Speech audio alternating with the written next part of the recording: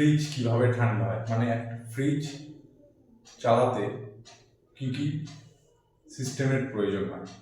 সাধারণত একটা ফ্রিজ চালাতে গেলে দুখানা সিস্টেমের প্রয়োজন, একটা হলো মেকানিক্যাল সিস্টেম আর একটা হলো ইলেকট্রিক্যাল সিস্টেম। তো আজকে আমরা যেটা শিখবো সেটা হলো মেকানিক্যাল সিস্টেম। মেকানিক্যাল সিস্টেমের মধ্যে আমাদের 5টা পার্টস থাকে। First, compressor,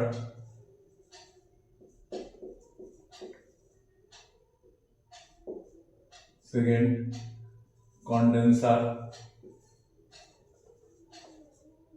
third filter, fourth capillary tube, এভোপরেটর।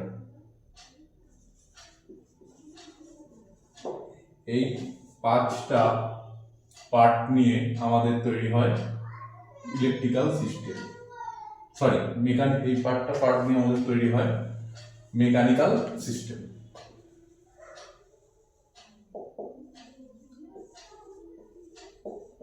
Mechanical system, তো মেকানিক্যাল সিস্টেম কি, মানে মেকানিক্যাল সিস্টেম এইগুলোকে আমরা কেন বলবো, মেকানিক্যাল সিস্টেম কাকে বলা হয়?